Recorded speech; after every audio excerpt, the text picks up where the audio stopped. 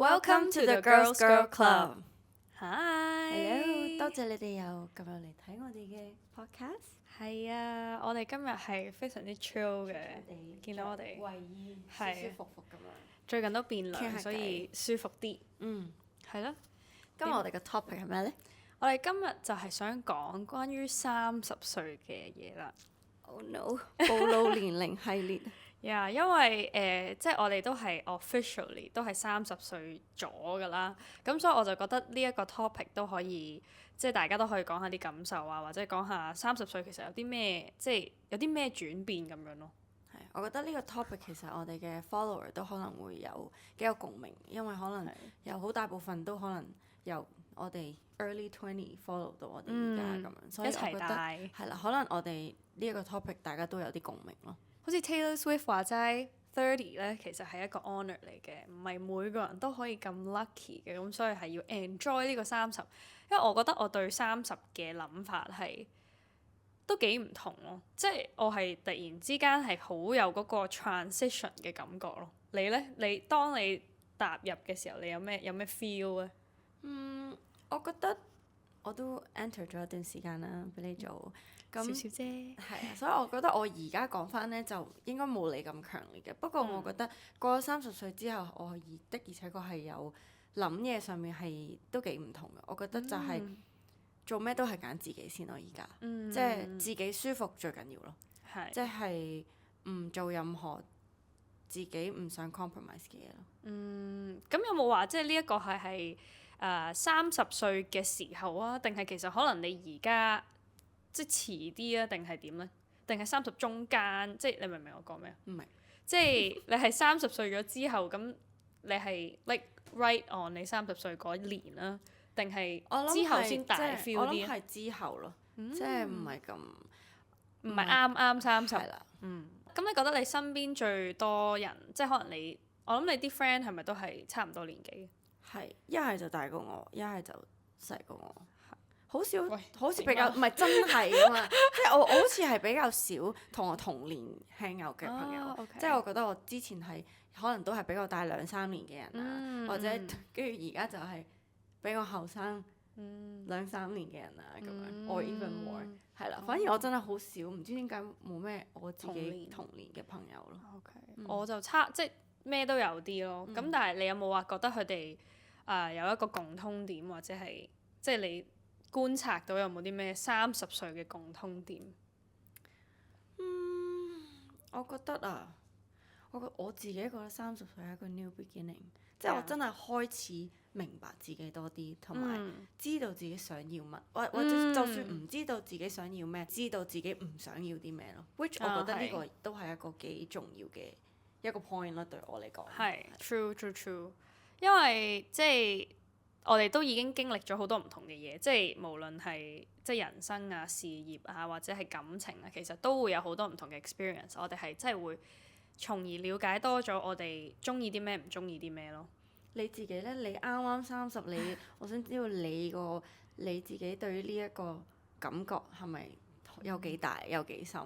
我覺得真係幾大咯，即係無啦啦係咁樣 click 一下就，即係好似真係 embrace 自己多啲咯，即係有嗰種，我好似去第二個 chapter 咁咯，而嗰個轉變係真係成熟咗咯，個人，即係可能係一個心態上嘅轉變係最大，即係我會反而可能我以前係比較即係 shy 少少 introvert， 即係 which 我而家都係嘅，咁但係我會願意接受更加多新嘅事物咯，比起以前，即係會更加想去改變咯，因為我覺得我想 constantly 去做一啲嘢去 improve 自己咯，所以我諗最大係呢一個 mindset 上面嘅改變咯。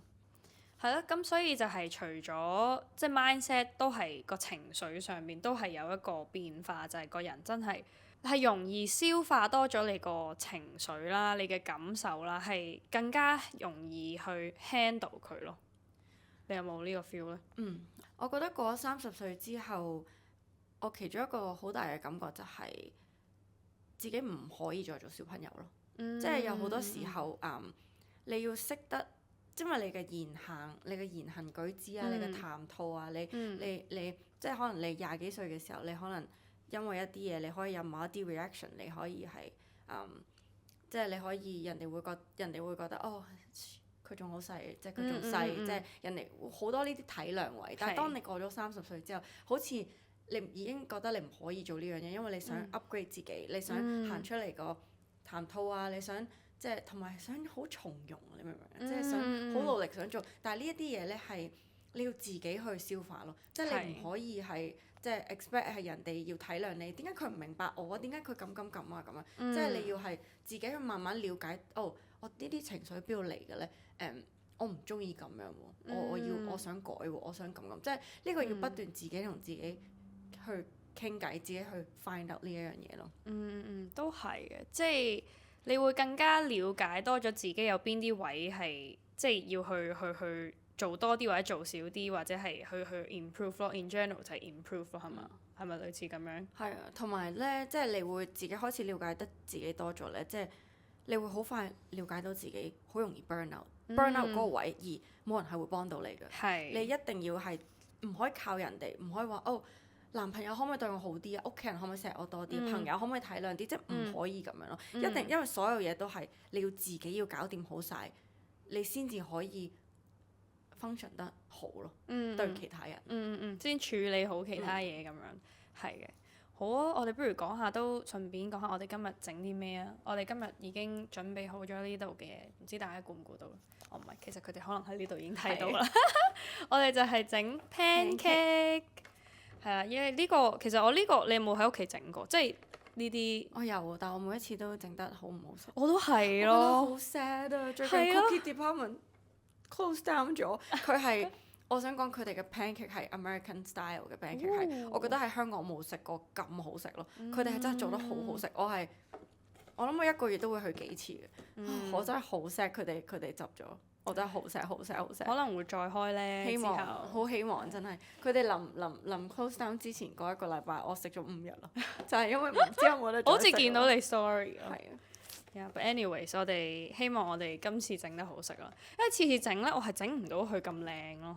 係咪要好大火咧？其實知咧，好咯，我哋試下啦。又係做啲唔係好多 F， 唔需要擺好多 F。冇錯，哎呀，唔應該攞走佢先。咁雖然佢哋全部都係日文，就唔識睇。應該就係加奶同埋加蛋先。OK， 直接加落個粉度。我諗其實都得㗎，係咪咧？等先佢奶同蛋攪勻咗先喎。係啦，係啦，跟住先至再加個粉，跟住攪50至60回咯，應該係咁嘅。好，咁我哋就打蛋落呢度。OK， 好。打蛋先定落奶先？蛋先咯。除咗情緒咧，我覺得係仲有係最主要女仔都比較 concern 嘅就係身體啦。身體嘅變化咧，奶嗰度。身體嘅變化都真係幾大喎，即係我都會 feel 到嗰種係幾多 ml 啊？100 ml，呢度係231，30，所以咧你落一半。我實識分佢呢度幾多？一半咯，落一半咯。230幾？237啊。佢咁樣嘅 shape，你點樣睇佢一半係幾多？即係好似你平時飲酒咁樣咯，嗱，一半。OK。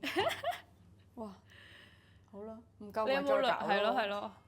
我冇量杯喎呢度。嗱，係啊，你隻手指咁樣掹住先咯。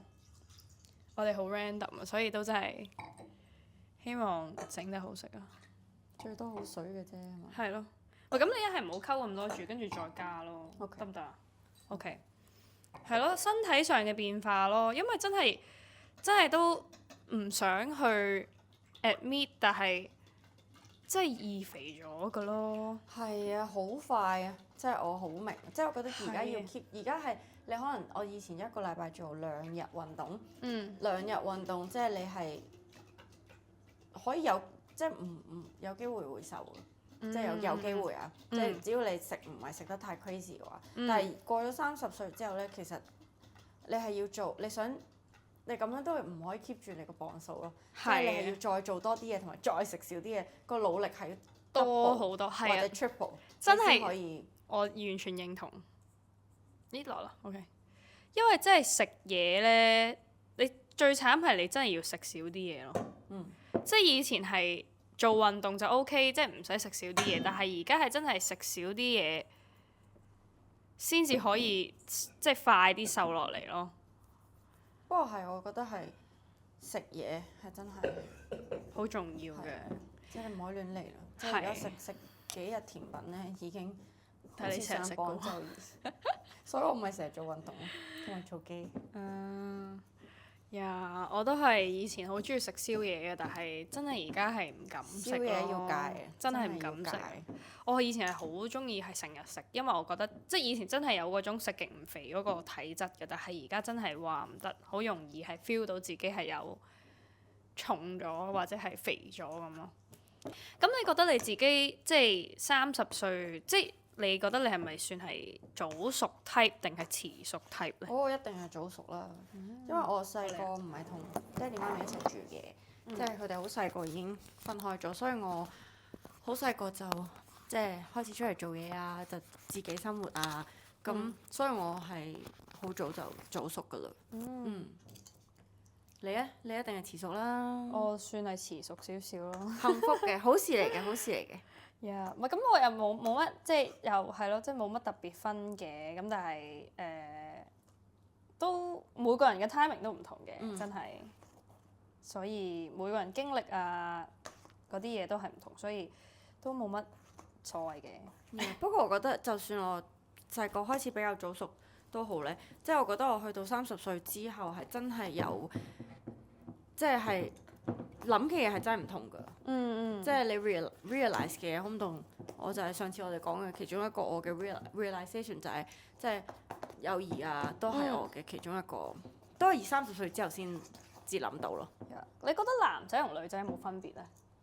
一定有啦！我覺得男仔可能嚟到40歲先開始成熟，先至係 new 30咁啊嘛。係啊，都係。我覺得即係30歲嘅，我又唔覺得佢哋特別係有嗰種轉變咯，都。所以都幾 interesting，即係其實女仔真係成熟過男仔，真係都幾即係快好多咯。因為我覺得即係男仔女仔受嘅壓力都唔同咯。即係你諗下男仔30歲即係 golden hour 喎，即係女仔30歲你仲未結婚，你仲未拍拖，啲人已經係即係好多問題㗎咯。可能你仲未結婚生仔，唔係你仲未結婚拍拖，咁你點生仔啊？你點啊？啲雪卵啊咩即係會講呢啲咯。又或者你仲未拍拖啊？咁你點算啊？咁樣嗰啲。但係我真係覺得30歲先至啱啱開始，我個 mindset 先開始啱啱開始成熟，知道自己想要咩。即係我有時覺得其實都幾唔 fair 咯。即係因為我哋個女仔個 body 係 design 要早生，即係要某一個 age 去生小朋友，其實都幾唔 fair 咯。都係嘅，我明你講咩。不過而家都 OK 嘅。不過因為而家有 technology 可以令到我哋所有嘢可以褪遲少少。係。不過我都即係覺得係女仔，即係我係覺得都好大個位係真係開始 feel 到自己係中意啲咩，同埋覺得係係靚啲咯。即係以前咧，我成日可能20幾歲咧，我成日都覺得我20即係一定會睇翻，會覺得之前係嫩口啲，即係後生啲會覺得靚啲啦。但係我覺得哇，而家嗰種靚係同之前嗰種靚係唔同咯。即係我唔係讚緊自己，即係你自己睇嗰個 feel 係好唔同咯。我睇翻自己以前20幾歲，我都覺得哇係咁都有嘅。係啊，即係而家你反而覺得我終於知道自己咩係啱自己，係好似你20幾歲你其實係亂試咯，係啊，即係試完你終於知道自己係啱啲咩啊，中意啲咩。20幾歲真係靚啲咩？嗰陣時好 baby fat 喎，我覺得自己即係你真係睇翻自己啲相，絕對覺得而家好過之前。冇抄翻我哋啲相出嚟睇，大家。咁我想問下咧，你有冇掛住20幾歲嘅自己？定係呢個仲係好近呢？對於你嚟講？我諗我唔會話掛住咯，但係可能我會覺得係 beautiful 係 amazing 嘅，但係我唔會話係諗翻咯，因為我係一個幾念舊嘅人嚟嘅，其實即係我都會成日以前我係 constantly 喺度諗以前嘅嘢嘅，但係真係30歲都即係過咗之後咧，我係覺得係諗多咗係着重 present 嘅嘢咯。咁所以掛住我又未必會咯，但係會 appreciate 同埋 grateful for 我有嘅 experience，無論係開心與唔開心，我都係好接受同埋係好 grateful 咯。你咧？我覺得即係我過咗30一段時間啦，我絕對係有掛住以前嘅我自己嘅，但係我諗我可能掛住以前嘅，我以前好奮不顧身啊！我覺得我做好多嘢都，佢係嘅。係即係可能你而家都係啊，但係其實而家會小心啲咯，因為多咗啲保留你個人大咗，你有責任㗎啦嘛。即係我屋企養咗咁多小朋友，即係有好多嘢要好多責任啊。即係你而家唔可以咁，即係可能我以前中意就冇得咁任性。係啦，我中意我要去冰島1個月咁樣，即係我要去 London 1年咁樣，即係而家你已經係唔可以做呢啲嘢咯。即係做咩都要諗後果，要諗過度過先至可以去啦。我覺得我最掛住嘅係呢一 part 嘅自己咯。以前係做咩都好，我去咗先算啦，我做咗先算啦咁樣。但係而家唔可以咯。但我都可以 balance 嘅，因為我覺得即係又唔好因為即係我明嘅責任係一定要負嘅，但係都可以 balance 曬，因為我覺得都要 enjoy 你自己。咁我都有嘅，不過唔係咁以前咁嚟咁咯。不過除咗呢一樣嘢方面，即係好多其他都係，即係可能對人啦、對朋友啦、對做嘢嘅睇法啦，或者 even 對愛情嘅睇法啦，即係以前係真係好奮不顧身嘅。但係而家咧，形容下係點？呢個可以留翻喺我哋講愛情嘅時候先至再講。好。因為我覺得如果係咁樣嘅話，我哋就開咗嗰個話題咧，我哋就講唔落去㗎啦。OK，係嘅，應該講勁耐㗎啦。所以係，不過我覺得有好有唔好咯。但係我講少少咯，講下即係愛情，或者你唔一定講愛情，講友情，即係總之 relationship 你有啲咩嘅轉變咯？總之就係以前真係好奮不顧身咯，但係而家就做咩都好，即係唔係小心，即係你會 protect 咗自己嘅 feeling，或者你會諗好多咯，即係情願所有嘢慢，即係 process 啲嘢先，慢慢嚟，好過以前，唔理啦，咩都做咗先，試咗先，好同唔好都是但啦，最多咪唔開心，即係可能以前會有咁，但係而家咧好似咧個人唔係好 handle 到唔開心，係啦，即係好似個脆弱咗咯個人，即係會覺得我情願唔使一嘢咁開心，但係慢慢嚟，然之後就即係唔使咁轟烈，係啦，然之後慢慢嚟，可能自己會有個意想不到嘅開心咁樣。Interesting，我反而又哇！你講到呢個 point，我諗係咪你覺得 O 唔 OK 啊？好，我哋整義嗰個。即係我係反而接受多咗自己有嘅唔開心咯。即係可能又未必話係。我 early age 嘅時候好接受自己唔開心。可能就係唔同咯。我同你調轉咗個時間。係啊，即係我而家係，即係以前係我係好即係。我覺得又未到唔識處理情緒嘅，即係我都識處理情緒，但係即係而家係更加淡然咯。即係對於我係唔開心，我又會識得快啲去諗咯。不過我覺得30歲之後，你起碼你知道咗自己想要啲咩咯。即係我覺得無論係愛情定友情啦，即係可能以前愛情你會我要好浪漫嘅，我要佢識做好多咁樣嘅，但係可能你過咗30歲之後，即係你可能會覺得安全感啊、信得過啊，或者價值觀啊，重要過佢識唔識得對你好咯。不過我覺得即係都重要嘅。不過如果你 compare 嘅話，你就可能會覺得清醒啲咯，即係可能你會睇多啲，即係你會識嘅時候就會價值觀啲，係咪咁嘅意思啊？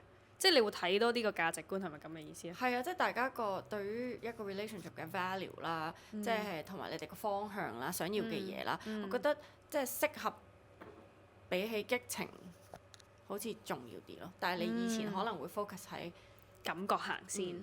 都係啊，真係啊，即係咧大個咗，而家喺度諗咧，以前即係諗翻咧，以前即係都可以講少少愛情嘅嘢，就係唔係我覺得係 OK 嘅，係啲牛油燶燶地啊，係因為啲牛油啊。即係其實呢個係咪唔需要落油㗎？可以試下第二個唔落油咯，但係 OK 嘅。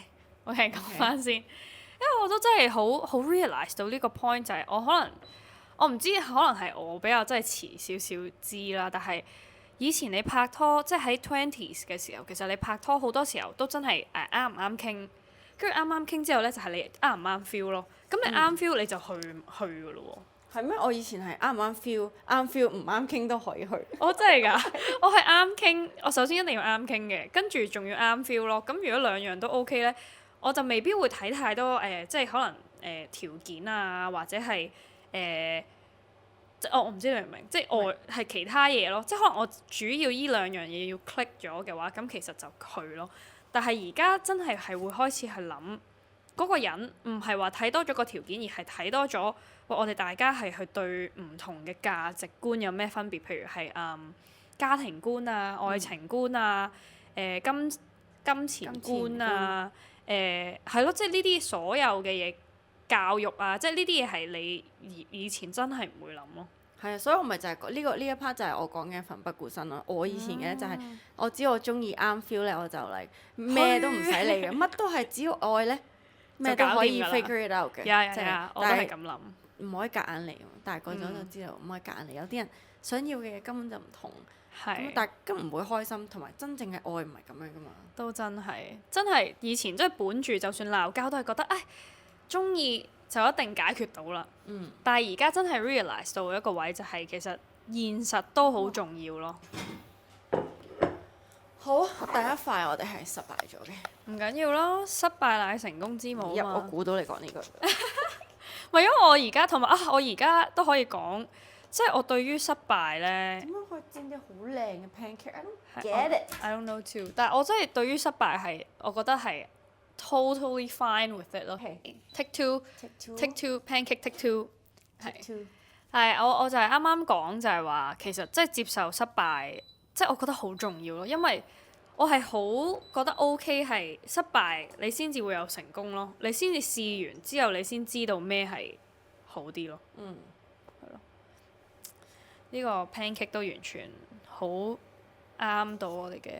係咯，又咁啱喎。係咯。諗到呢個 point，朋友都係啦。我哋好似其實上集都有講，即係關於朋友其實都會變咗對於呢一樣嘢唔會咁 force，即係唔會咁強求咯。即係都好似你啱啱話齋，就係其實大家嘅價值觀或者要嘅嘢唔同，或者人生階段嘅係唔同，成長階段唔同，其實就好即係你就冇得勉強咯。係咯，純粹係生活節奏唔同，大家要嘅嘢唔同，咁個路就要暫時分開，or永久分開，or將來有機會再行翻埋一齊，never know。係咯，即係舒服行先咯。即係30歲都係多啲自己嘅嘢咯，係嘛？True。好似幾靚啊呢個。係啊，反得啦係咪？好，應該係。我哋呢個點啊？照食咯，賤喺地咯，係嘛？OK 喎。OK，好似幾 fluffy 咁。係，都話會成功㗎啦。佢又唔係最靚，不過唔係最差咯。我覺得我哋都要 celebrate 一下，我哋係。不過我覺得30歲其實其中一個係即係社會點樣睇，除咗我哋點樣睇自己之外，其實係社會點樣睇大家咯，即係對大家嘅定義啊。咁你覺得有啲咩啊？Like 其中一樣就係，你30歲仲未結婚啊？30歲你仲未生小朋友啊？30歲你仲返緊呢份工啊？即係你做 content creator 咁唔 stable 啊？咁即係類似咯。有多唔多人問你呢啲問題嘅咧？有㗎，不過我覺得我算唔算咧？我都唔算，因為我本身自己有2個唔同嘅 business 啊嘛，所以我就唔係淨係做呢一樣嘢嘅。我好早期已經係唔係淨係做呢樣嘢嘅，所以但係我身邊好多其他做 influencer 嘅朋友，佢哋就會即係比較多會問呢啲，有好多因為可能經濟唔好啊，end up 佢哋都全部都可能翻工去咗翻工啊咁樣。我都有聽啊呢個，即係都好似幾多，係熱唔熱㗎？硬嘅點解？嚇？係喎。係咪我哋落得太厚咧？咁樣咁厚咧？我哋係咪可以起啦呢個？好啊好啊。我哋試唔試下下一個係少啲咧？即係我哋要唔要試一啖先啊？定係點啊？好啊。即係我哋 feel 下個 texture 係點，跟住我哋再做得好啲啦。下一個。你有冇落牛油啊？落。你落咩？我落咩？哇！You 落 I 落啊。你都係我30歲認識嘅朋友，唔係30歲之後熟嘅朋友。我識你嗰陣都有5年之前。你嗰陣 BB 嚟嘅啫，你彩色頭髮㗎你。哦係，唉，嗰陣真係 BB 嚟嘅真係。係咯，都真係好多社會化呢啲嘅嗰啲叫咩啊限制咯。我都有啲朋友，即係可能通常新識嘅朋友都會問你，其實你做呢一行係 O 唔 OK，即係都會問呢啲嘢咯。咁但係我又覺得冇乜嘢嘅，我覺得每個階段其實都有唔同嘅嘢去 share 嘅。同埋我覺得根本就唔應該係有一個 age 嘅限制咯，即係每個人都有佢自己個 path，每個人都可以行佢自己嘅決定咯。即係我可以50歲先買樓我50歲身體好，唔知仲可唔可以生 BB 咧？40歲應該問啲。你介紹下呢個，我啱啱有講過。係啊，呢個係我朋友，好似係我朋友做嘅 design 嚟嘅，所以我知道佢係一個零卡路里嘅糖，係 plant based 嘅 keto friendly， 係我最近都幾 into 呢啲嘢。佢仲有出白糖同黃糖嘅，但都係冇 calories 嘅。冇 calories 嘅，係可以攞嚟煮飯啦，可以攞嚟整蛋糕。煮飯可以整咩啊？例如？即係你平時有時煮飯，你會落糖噶嘛？即係中式嗰啲啊。所有任何要落糖嘅嘢，你都可以落咯。佢零卡路里，但係又治到嗰個食甜嘢嘅感覺喎。OK，等我試下先。等我試下先。好大嚿喎喂！好大嚿。試下先。切一半咯。咁細嘅咩？你個口？咁咪即係食得斯文啲先。係啊，斯文啲。Cheers！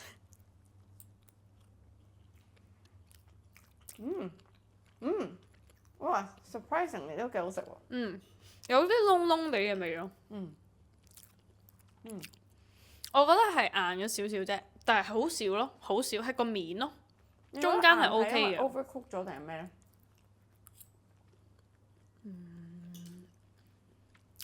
其實我覺得可以薄少少咯。OK。係咪啊？麥當勞嗰啲好似扁啲係嘛？咁係咪就係少啲，佢咪會自己 spread 大啲咧？但係佢都幾 fluffy，咩牌子嚟㗎？都幾好。Donkey 嘅咋。都幾好食喎，個糖都幾好食。個糖幾好食喎。幾好。Nice。你咧？你多唔多朋友問你呢一個問題啊？咩問題啊？即係頭先我哋講嗰啲。就係有咯，即係佢哋即係新識嗰通常都會問咯，即係問做嘢。即係問你覺得做呢一行 long 唔 long term 嗰啲咯。咁當然我都覺得，即係呢個都應該係下一個 topic 咯，因為即係我覺得呢一個都可以有排講係嘛？係。係啊，不過30歲係真係一個，我覺得一個 reset 啊。一個 starting point， 一個 reset。都幾大壓力㗎。我本身咧，其實生日之前咧，我諗住自己係好 chill，即係OK 啦，30歲I'm totally fine，I'm OK，即係咁樣。但係咧，臨生日我好記得嗰個禮拜，我真係 feel 到有少少 anxiety，即係有少少30咯喎，我好似唔知自己做緊啲咩，即係會 pop up 呢啲諗法出嚟㗎。定係 birthday blue 咋？可能係啦，即係可能係因為咁樣而引起，但係我係好覺得哇！我真係又人生嘅計劃又唔係話太上軌道，係咪咁講？即係未係唔係實話有好多撇嗰隻咯，所以即係都會有一個位係會有少少 panic，即係點樣咧？點搞咧？但係 I guess 即係 You just have to go with the flow。Yeah， 係啊，即係覺得，與其喺度諗，不如就做好自己，然後 the rest 就會越嚟越好咯。係，其實我覺得所有嘢都係 planning 嚟嘅。你而家知道咗自己想一個 goal set 咗個 goal 之後，其實你慢慢去 achieve，慢慢一步一步嚟，其實 eventually 你係會做到你想做嘅嘢咯。Law of attraction。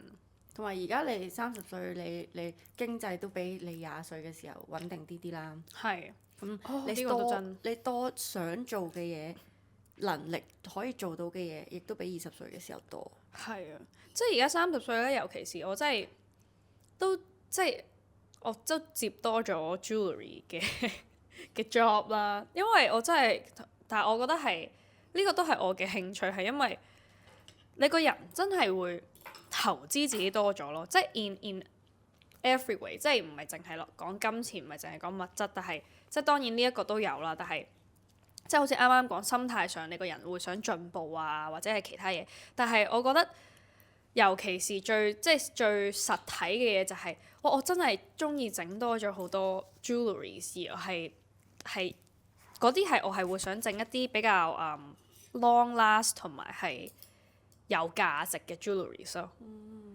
不過我呢個咧，我係由幾時開始咧？我諗好早啊嘛。我係由 early 20開始，我就淨係戴金同鑽石嘅啫。即係 I mean 唔係as in係個 pricing 咩？因為我記得我之前買過一個牌子，係美國牌子，好似係嚟一條頸鏈，好似2-3千蚊咁樣。跟住之後咧，佢係我戴咗1年都冇佢甩色咯。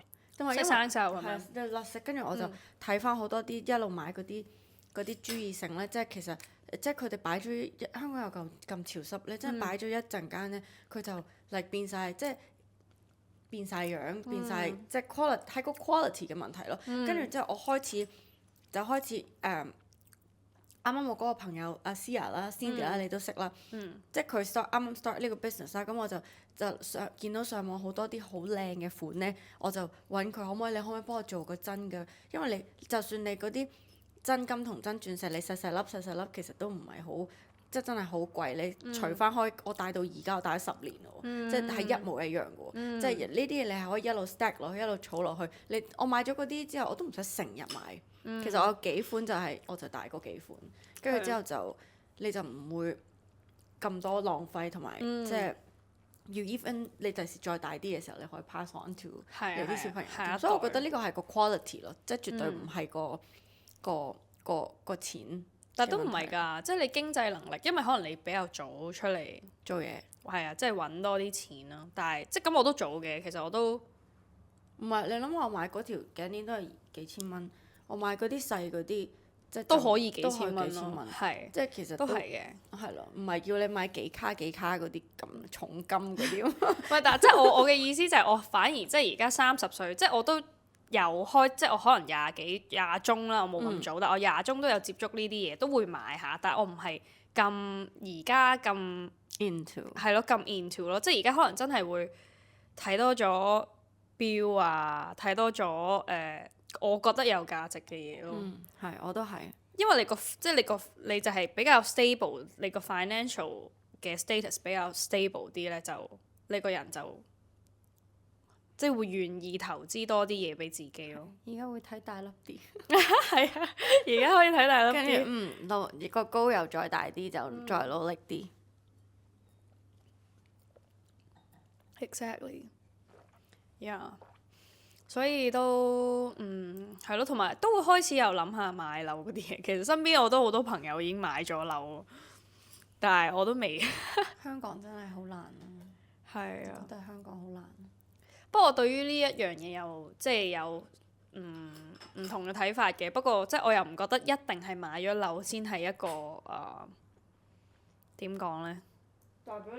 代表你成功。係啊，即係我係咁諗咯，即係我又冇話，同埋我又冇係咯，即係覺得呢一個係一個指標，即係咯，同埋好攰。即係我覺得如果你即係我又唔想做嗰種你賺幾多，跟住就要儲幾多，跟住又每個月可能慳住又唔用，即係又食又唔係食得好啲，或者係住又唔係住得好啲。因為我覺得真係你每一分每一秒你 enjoy 嘅就係自己，即係你就係已經 enjoy 嗰個 moment 咯。咁但係如果你每一下都係好就住，其實係好唔舒服。I guess。But I guess 買樓可能係一個對將來嘅一個投資，即係將來即係有啲咩事你都起碼有層樓咁樣，有瓦遮頭。係，都係嘅，即係都唔係 against 嘅，但係可能即係呢一刻我未咁係咯。可能下唔知幾多集 podcast 之後又會有唔同諗法㗎。True。因為30歲真係咁，即係咁嚟到35歲諗嘅嘢又唔同咧。係啊，即係可能係40歲諗嘅嘢又唔同咧。係啊，真係咯。我覺得係呢個都係咯，即係 pop 係咁 pop，即係你係個人係啲諗法係變得好快咯。咁你有啲咩？好似問你嗰啲5年有咩目標咁樣，你有啲咩想過嘅生活啊？即係你而家 after 30，你而家呢一個 moment，我哋啱啱講話唔同，會有唔同嘛。咁呢一個 moment，你想過啲乜嘢嘅生活，或者係 expect 想像自己有啲咩嘅生活呢？我覺得而家我最大嘅感覺就係 less is more，即係越想要好簡單嘅嘢咯，即係可能以前會好去旅行會好想去呢度，好想去嗰度，跟住會好多嘢都會好注重外在嘅，我要咁樣好靚，我要咁樣好靚，我要用即係我要着啲咩好靚。但係而家可能會注重咗內在，可能我會多咗調理身體啦，我會養生啦，係啦，跟住之後可能會instead of 研究化妝品都重要嘅，但係我會睇多咗護膚品多啲，係啦。咁除咗護膚之外，我哋要身體入邊啦，食啲咩 supplement 啊，或者咩飲多啲水，即係好多運動啊，同埋自己個人本身咯，即係除咗個外在之外，個人入邊注重咗呢一個自己嘅感受啦，自己真係入邊個人係點樣，同埋了解自己想變成想要係一個點樣嘅人，呢個自己係咪你中意嘅自己？咁你想要一個點樣嘅自己呢？其實我就係想開開心心、簡簡單單咯，舒舒服服，即係唔使好多好刺激嘅嘢，但係即係每一日都好簡簡單單咁樣，即係自己可以做到自己中意做嘅嘢。係，都真係。我希望仲有一日可以淨係每一日都做陶瓷。呢個係我嘅夢想嘅退休生活，就係可以做陶瓷啦，做一啲 create 一啲我自己好想 create 嘅嘢咯，或者可能如果有機會嘅話，可以幫到一啲我想幫嘅人咯。係，呢個都係，即係我都會想多咗去做一啲幫人嘅嘢咯。即係都真係會開始有呢一個 pop up 咗呢一樣嘢，係真係多咗啲時間，或者多咗個人，多咗啲感覺咧，係會想實行一啲呢啲，即係去 reach out to 呢一啲嘢去做咯。咁我都覺得我同你都係一樣，即係我都覺得係越大個，其實你係會越想返璞歸真咯。即係覺得其實開心真係最重要，即係無論係做嘢啊、同屋企人啊、朋友啊、愛情啊，都真係開心最緊要。其他嘢乜都係可以係只係暫時嘅啫，但係開心係最 key 嗰個位咯。所以個人開心嗰個 vibe 真係好唔同咯。你出到嚟嗰個俾人嘅感覺，或者你自己 feel like 都係好唔同咯。所以都係想呢樣嘢啦。要明白自己，真係明白自己，同埋做適合自己嘅決定。係，即係而家係識揀咗啲識揀咗啱自己嘅嘢咯。無論係着衫，朋友，係都係着衫，我都着衫都睇翻以前嗰啲，我都覺得 OK，個 trend 都唔同，大家諗嘅嘢都唔同。係啊，即係完全係真係唔同啊！但係我又都 OK 嘅，我都中意以前嘅，即係以前都有試下唔同嘅嘢咯。咁但係都幾開心嘅。但係係咯，而家就係真係所有嘢我都想簡樸啲，即係好似點講呢？好似 Maria Kondo 咁樣，我真係斷捨離好多嘢咯。即係斷捨離，譬如我嘅衫啊、化妝品啊，我化妝品而家係好即係盡量 keep 一個咁大嘅櫃咯。咁就我就盡量 keep 得呢一度咯，因為我發現其實我用唔到好多咯。係啊，即係我就係想用一啲，同埋而家我眼影都少咗啦搽，所以咧係即係我淨係想用一啲真係啱我同埋係我覺得好用嘅嘢咯。所以呢一個都係 apply to life， 就係所有嘢都要斷捨離。如果呢啲關係唔係好啱你，或者係有啲咩嘅話，咁就要唔再 spark you joy 就拜拜。等我都諗下我嘅30歲或者退休生活可以做啲乜嘢，因為你啱啱講我都冇乜諗過我嘅退休生活係點，即係 like dream 嘅退休生活係點？唔知你哋嘅退休生活又係點呢？多謝大家一路 follow 我哋咁耐，同我哋一齊成長啦。咁我哋 start 呢個 podcast 其實都係好 beginning 嘅，咁我哋都有好多嘢學緊，即係我哋都嘗試跳出我哋嘅框框，我係從來都唔講嘢嘅。不過呢個係對於我嚟講係一個好大嘅challenge。我 prepare 咗幾年啊，我都做唔到。即係 YouTube 我想拍咗好多年都做唔到。But 多謝你同我一齊實現咗呢一樣嘢，呢個都係其中一個我30歲之後嘅一個好大嘅 achievement 嚟嘅，我覺得。咁係咯。好啊，我都講下，都真係好多謝大家都一直嘅支持啦。咁去同我走過，或者同我哋走過唔同人生嘅階段啦。雖然唔係話大家可能未必喺網上面好了解到我哋，但係其實即係我哋一直都係會好 grateful for you guys。係啊，可以總結一下30歲唔係一個即係你真係諗翻起以前30歲就覺得哇你30歲啦，係咯，即係而家係 it's just the beginning。Yeah， next chapter， 所以係咯，30歲唔係即係唔係一個終點，而係一個開始。冇錯。希望你可以揾到大家，揾到自己，我哋都可以揾到大家。係咯，我哋下集見啦。嗯，拜。